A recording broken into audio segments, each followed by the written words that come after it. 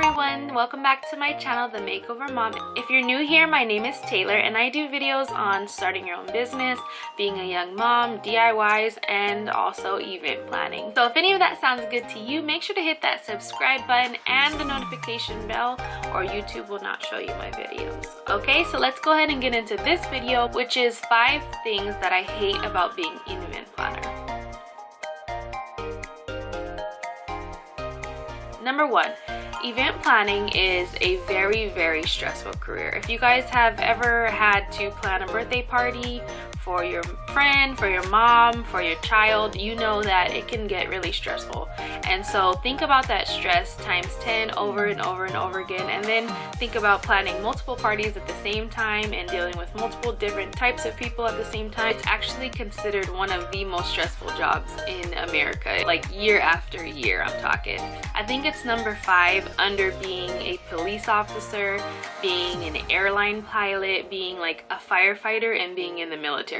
So all those very serious careers, and then you have event planning, so it has to be pretty stressful. I think it's very important to be transparent with you guys. As much as I tell you guys to go for it and be an event planner and you guys can do it, I really want to tell you the downsides of being an event planner and really give you a holistic view of what it is to be an event planner, because it is not for everybody. I just want to be clear, and it's definitely something that you want to research before you just go all into, because it is very time consuming. It is also very stressful, and if you have a lot of other commitments, it may or may not be the right career for you. And speaking of time, that leads us to number 2, which is time. Being an event planner takes up a lot of time. A lot of people try to go into being a small business owner or being their own boss so that they can manage their time and work when they want to work and maybe not work as many hours. But when you're going to become an event planner, although you are your own boss, you're literally probably working twice as much as you would be working a 9 to 5. You're literally almost always on the clock, especially if you do not set work hours for yourselves. And like, I set work hours for myself and I break them. I take emails at night. Sometimes it's a pressing matter. Sometimes your client needs an answer right away. Sometimes you have to order something because something just came up and you need it within the next 3 days, and so there you're on, you're on the clock again, thinking that you already had everything. Been some changes and you have to adapt and you have to get to work. It normally takes up your weekends. If you're single, it's probably not as big of a deal, but for me, my children go to school during the week and they're off on the weekend, and on the weekend my Friday is most people's Monday, and so the weekends are usually generally taken from me. It can be especially kind of sad or frustrating when people hold events. You miss out on a lot of people's birthday parties or baby showers or family events because your event for your client booked, say, 3 to 6 months in advance, and then one of your family members decides to plan their wedding anniversary and you're already booked, and there's no calling and telling your client, oh, something came up now and we need to cancel. You have to follow through. You committed to that time and to that client, and so therefore lots of times you have to sacrifice time with your family or family events for this career. Number 3, rude, cheap, or needy, otherwise known as problem clients. That is number 3 on the list. For the most part, you'll deal with people that are a joy to work with. They appreciate you, they recognize the time and the effort that you put into your event, they recognize the need for compensation for what you are doing for them, and everything runs generally smoothly. They only have a couple questions here or there. Then you have those clients. There are signs to problem clients, and I can go into that in another video. Rude clients that will like to downplay what you're offering, downplay what you've done or your services, and generally I find that people who downplay what you've done is looking for you to discount your services, is looking for a way to make it seem like maybe you're charging too much or that you're not worth the price price for some sort of reason. Those clients, you don't want them. Pass on them every time. Cheap clients. There are clients that just right off the bat, they're just asking, well, can I book this? But if I don't get this in the package, is it going to be cheaper? Or how much is it for this much more kids?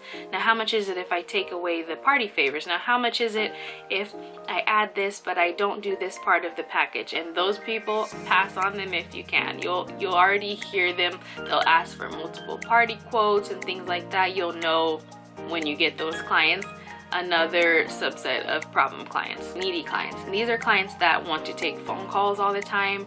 They want to email you for every single thing. They think you're like their personal assistant, not their party planner. They want to call you and ask you what you're doing. They can have updates on stuff, and they just don't generally go with your flow or your policies of how you conduct your business.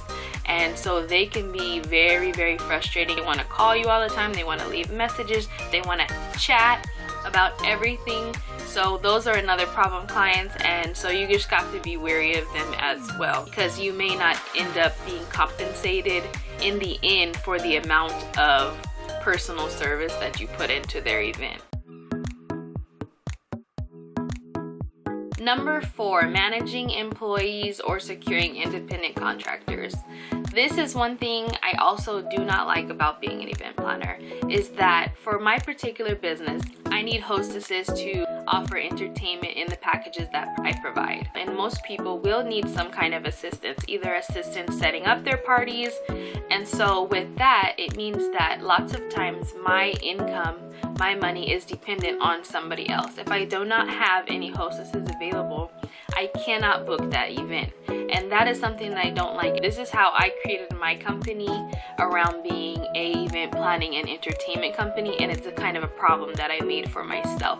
But still, in all, you guys will most likely need assistance to set up. If you have a very small time gap to set up for a wedding, you're not going to be able to steam and place all the tablecloths, get the backdrop up, secure all the chairs, fold all the napkins, do all the things that you need to do by yourself in some of the limited time that you might be allowed into a venue for. Therefore, you're going to need assistance, whether that be your employees, independent contractors, or helpers or assistants that you have to come help you with those particular events. I'm a very self-reliant person. I'm somebody who likes autonomy so much, and so me having to depend on somebody else, it really bothers me. The problems that can come with this is that you need to manage these people. So not all these people think that your event, your client is as important to them as it is to you. And this is where it comes in that good help is hard to find. And if you find somebody who is really good and who's reliable and on time, you guys keep them, you know, shoot them a little bonuses here and there, and really let them know that you appreciate them and their work. But it is a necessary way of this career in general. So that is something that you also need to be aware of.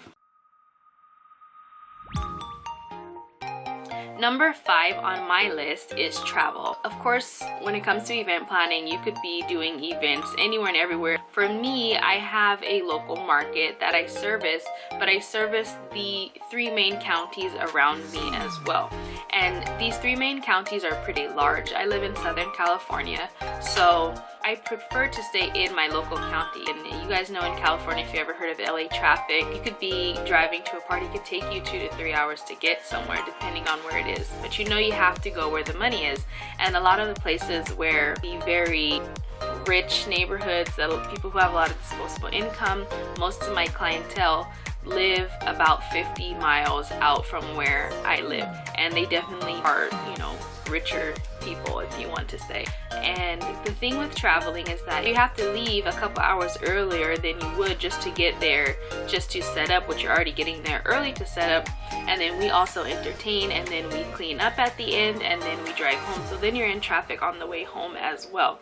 And the issues with that is, like, if you leave something, like, you're out of luck. You know, I have to make sure that I have everything that I need before I leave. There is no turning back to come and get something that I forgot. So those are some of the issues that really stress me out, add to my stress, which is number one. So I hope you guys enjoyed this video. I hope you guys got a lot of information to think about. Being an event planner is fun and it's awesome, but it's not as glamorous as a lot of people think it is. So there's definitely things you need to consider if you're thinking about becoming an event planner. So definitely go over what I said, do your own research, and make sure that getting into this career is right for you. If you're not sure if you really just want to jump right into it, definitely try to volunteer, maybe your local event planning firm, or maybe for your local church or something like that. Maybe try planning an event or a wedding for, say, your sister or a friend, and so you can really get the gist of it before you just say, I'm gonna quit my job and jump into being an event planner, because there's a lot of things that go into it. If you guys need more tips or need any help on starting your event planning business and branding it, go ahead and check out my event planning guide. The link will be up here as well as in the description box below. And I also have a couple more materials that will help you in being productive and staying organized as an event planner, and to help you succeed in your event planning business. Thank you guys for watching. Make sure to subscribe, like I said, and hit that notification bell, and I'll be back with another video soon. Also check out my blog below at themakeovermom.com, or connect with me on IG at themakeovermom. Thanks for watching. See you in the next video.